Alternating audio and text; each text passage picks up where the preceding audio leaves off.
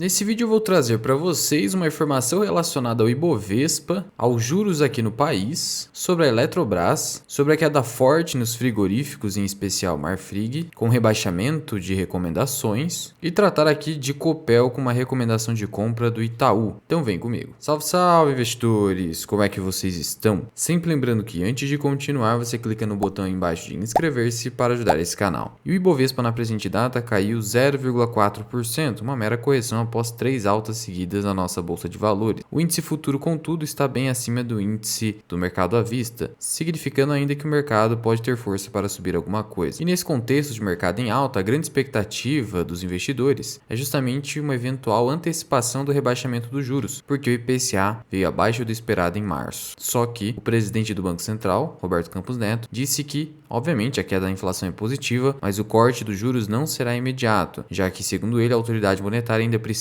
verificar uma desaceleração de preços mais consolidada, não meramente pontual, como aconteceu, por exemplo, nesse mês de março. De qualquer forma, se isso de fato restar comprovado, pelo menos por mais 1 ou 2 meses, teremos aí para o fim do ano um corte de juros. É por isso que o mercado já se antecipa a isso e acabou gerando essa alta por 3 dias consecutivos no Ibovespa. Nesse contexto, temos aqui no nosso mercado uma aceleração na produção da soja, apesar da seca no Rio Grande do Sul, que veio bem pesada. Eu já trouxe alguns vídeos aqui no canal mostrando que nesse ano o agronegócio vai crescer e vai produzir muito. Aqui no caso da safra da soja 2022-2023, a colheita foi estimada nessa quinta-feira no recorde de 153,6 milhões de toneladas, segundo a Conab. Já era previsto ali uma colheita recorde diante do aumento anual de 5% na área plantada. Então, o setor que ainda tem espaço para crescer aqui no país foi o grande responsável pelos altos resultados, por exemplo, de Banco do Brasil e BB Seguridade, sendo que eu falo mais a respeito dele no vídeo que eu fiz sobre Brasil Agro, que eu vou estar deixando aqui no card. E uma informação aqui relacionada à Eletrobras, que eu achei curiosa, é que a Eletrobras acabou cancelando seu primeiro processo seletivo após ser privatizada. Processo seletivo para a contratação de funcionários. E o motivo que eu achei curioso. O cancelamento foi temporário, então tende a retornar. E o motivo foi o fato de que a empresa que aplicou o processo seletivo aplicou um questionário de conhecimentos gerais, incluindo uma pergunta sobre a condenação do Lula. Condenação essa que foi anulada pela justiça, como vocês sabem. E para a Associação dos Empregados da Eletrobras, uma questão relacionada à condenação do Lula, que citava entre as alternativas casos investigados pela Operação Lava Jato, deixou clara a tendência ideológica da empresa, contratada para fazer processo seletivo na Eletrobras. E aí, por conta de uma nota de repúdio dessa associação da Eletrobras, a Eletrobras acabou cancelando o processo seletivo. E, obviamente, que a empresa contratada veio e acabou pedindo desculpa, dizendo que se trata de um erro humano. E no final das contas, quem sai prejudicado por uma bobeira dessa aqui são novas pessoas que seriam contratadas imediatamente e poderiam usufruir de salários, mas enfim. E nesse dia de baixa do mercado, tivemos uma baixa bem agressiva com o Marfrig, que caiu 6,61%. E o motivo é o rebaixamento de recomendação do BOFA, o Bank of America. Isso fez também JBS cair 3% e, obviamente, a BRF, que é a Brasil Foods. E no caso da BRF, o Bank of America reduziu a recomendação de neutra, que significa não comprar nem vender, para desempenho abaixo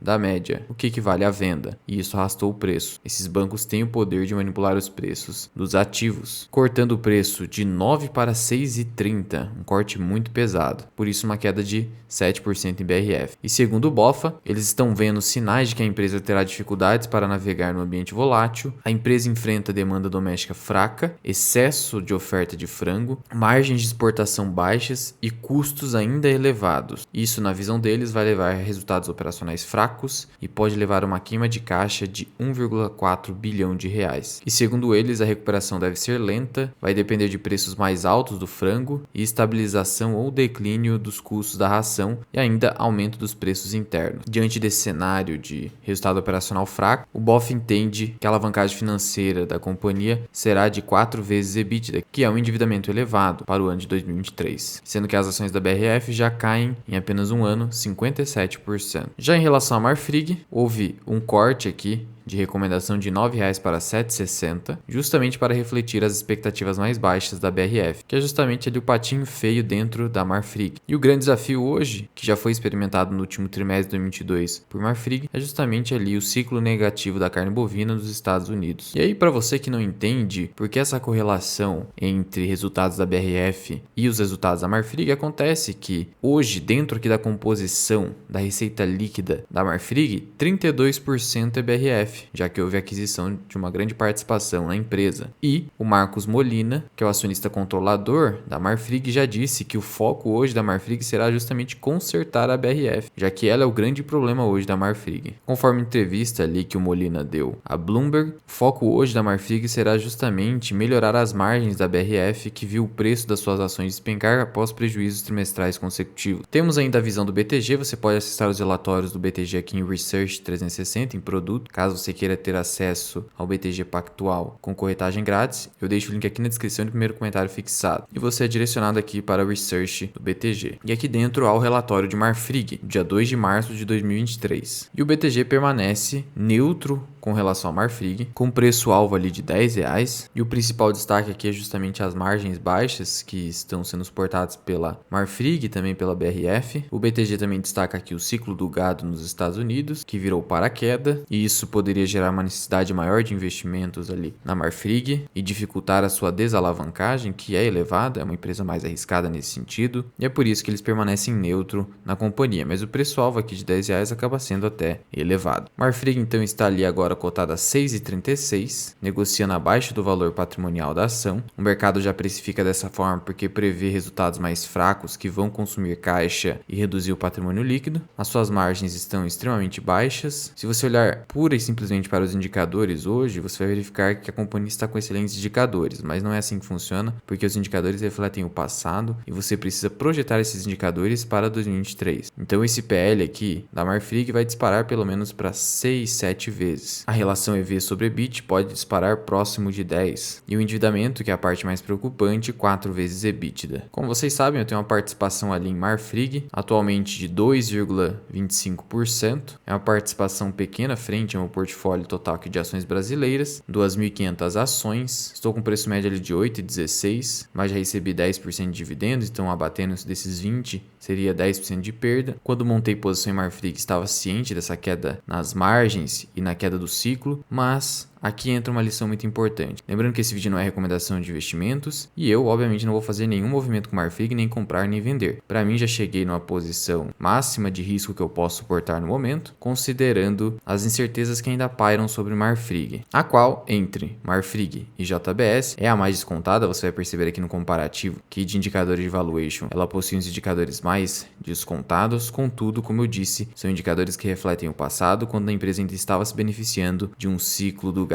positivo nos Estados Unidos. Já em termos de indicadores de eficiência, acaba perdendo, já que ROI, margem líquida, endividamento, por exemplo, da JBS, são melhores. Em termos de crescimento de receitas, a companhia cresceu bastante suas receitas, mas isso acabou acontecendo por um momento do ciclo econômico que pode não se repetir. De qualquer forma, você poderia resumir da seguinte forma as duas empresas. Marfrig seria hoje a mais contada, mas não sabemos como vai ficar os indicadores após queda no seu EBITDA, e a JBS provavelmente vai gerar mais caixa e é uma empresa que tem indicadores de eficiência melhores. Então, se você fosse para optar entre uma empresa e outra em termos de qualidade, seria a JBS. Em termos de preço hoje, a Marfrig. De novo, não é recomendação. E aqui vale a lição sobre os ciclos econômicos. Essa imagem reflete muito bem o ciclo. Primeiro nós começamos com um período de otimismo, depois excitação e vai chegando até mesmo aqui na euforia, que é o momento mais arriscado de se investir no mercado financeiro. É o momento em que todo mundo está comprando ações, você compra e facilmente ganha dinheiro.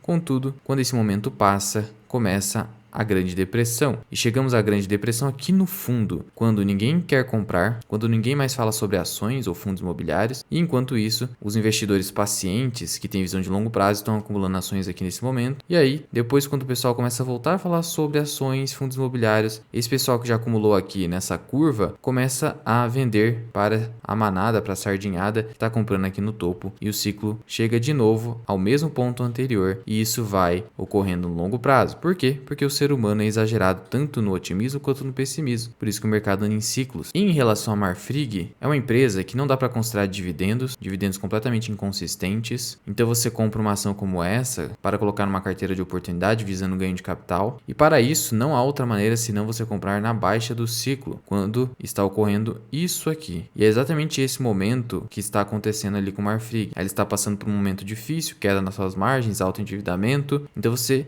verifica essa situação aqui com o Marfrig. Você não pode comprar Marfrig quando estava 20 e poucos reais, que seria aqui, senão você teria perdido muito dinheiro e não conseguiria nenhum ganho de capital. Ao mesmo tempo, como há muitas incertezas, você não sabe se realmente vai fazer essa curva novamente, a empresa pode simplesmente vir a quebrar, qualquer empresa pode quebrar, você tem que ter gestão de risco, por isso coloquei aqui uma participação controlada na empresa. Lembrando que o seu foco deve ser empresas, principalmente nesse momento, que pagam bons dividendos e que são mais defensivas, que são mais anticíclicas, já que são nos cenários de crise econômica e de juros altos que a maioria das empresas vão ficando pelo caminho. Então você deve focar nas empresas mais seguras. O momento atual não é para você querer ganhar muito dinheiro, é para você simplesmente evitar perdas. Você só pode arriscar um pouquinho mais assim em momentos de mercados de alta, como aconteceu entre 2016 e 2019 aqui no Brasil, em que você comprava qualquer coisa praticamente e o mercado subia, você tinha ganho de capital. E sobre a Copel, o Itaú elevou o preço-alvo da Copel, mantendo a sua recomendação de compra, colocando ali um potencial de alta de 25% sobre a cotação atual da Copel CPLE 6. Preço-alvo saiu de 7,40 para 9,60 para 2023. Então houve uma elevação aqui bem substancial do preço-alvo. Segundo o Itaú, o processo de privatizações vem evoluindo rapidamente, superando marcos importantes. Ainda tivemos ali a resolução do Ministério de Minas e Energia estabelecendo bônus de concessão para a renovação de 3 usinas hidrelétricas,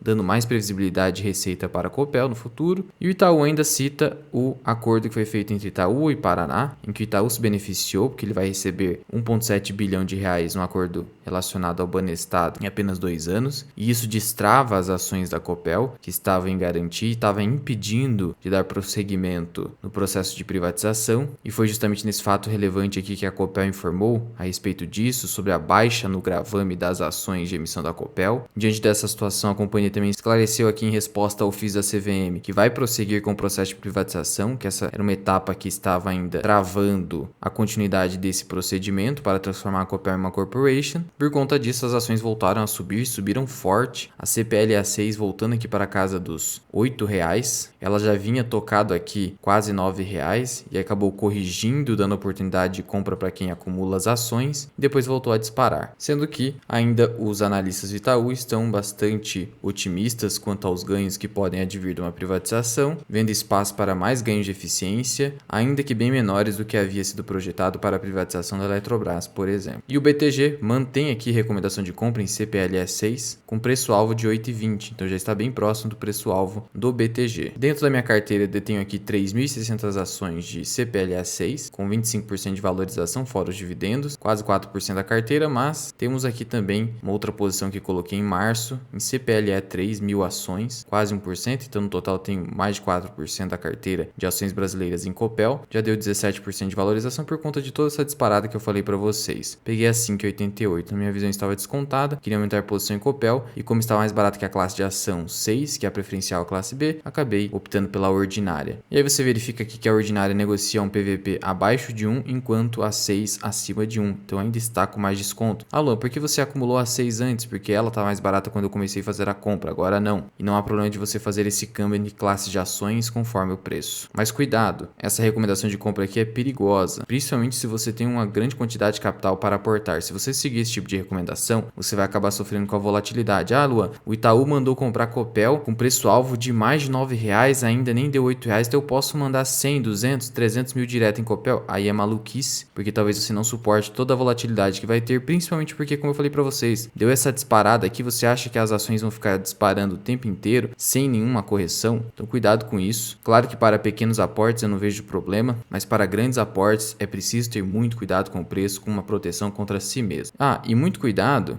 que que muitas pessoas podem pensar que isso é possível de fazer com consistência, achar que você pode comprar aqui nesse fundo, vender aqui nesse topo, aí depois aguardar até esse fundo aqui que foi abril ou março que eu acabei comprando e achar que você vai vender de novo aqui em algum topo e vai conseguir fazer isso com consistência. Até porque, se houver de fato a privatização, a empresa vai ganhar um certo valor justamente porque se tornou uma empresa mais privada do que pública, e aí não há como você ter certeza, achando que pode prever o futuro, que a ação vai corrigir novamente e chegar em algum ponto que você pode fazer recompras. Cuidado com esse movimento. Eu, ao invés disso, suportei toda essa correção e só comprei novamente aqui embaixo e ainda estou experimentando alta sem fazer nenhum giro, sem pagar imposto de renda ou qualquer coisa do tipo. Lembre-se nesse sentido da frase do Charlie Munger: os verdadeiros ganhos só advêm do longo prazo. Esse pensamento curto prazista aqui de lucro bom é lucro no bolso, na verdade só faz você perder os grandes ganhos que o mercado entrega em poucos dias ou até semanas ao longo de vários anos. E se você quiser aprender mais sobre investimentos, considere se tornar membro do canal associado Mirai. Você tem aqui uma aula recente sobre Kepler-Weber, aproveitando esse contexto relacionado ao agro. Você tem mais de 40 aulas acumuladas sobre indicadores da análise fundamentalista, sobre outras small caps, sobre a nossa carteira do 0 ao 100 mil, o desempenho das nossas carteiras e o nosso mini curso de imposto de renda para investidor, onde eu mostro na prática como você declara aluguel de ações, BDRs, ETFs, ações, fundos imobiliários, rendimentos, como emitir a DARF e também como declarar investimentos no exterior. Associado Mirai, você pode cancelar a qualquer momento. Mas já vai deixando aqui nos comentários, você concorda com a recomendação de compra do Itaú e em relação à recomendação de venda do BOFA com Marfrig? Muito obrigado por ter ficado comigo até aqui. Eu sou o Luan, esse que é o canal Mirai Investing. Até o próximo vídeo. Fui!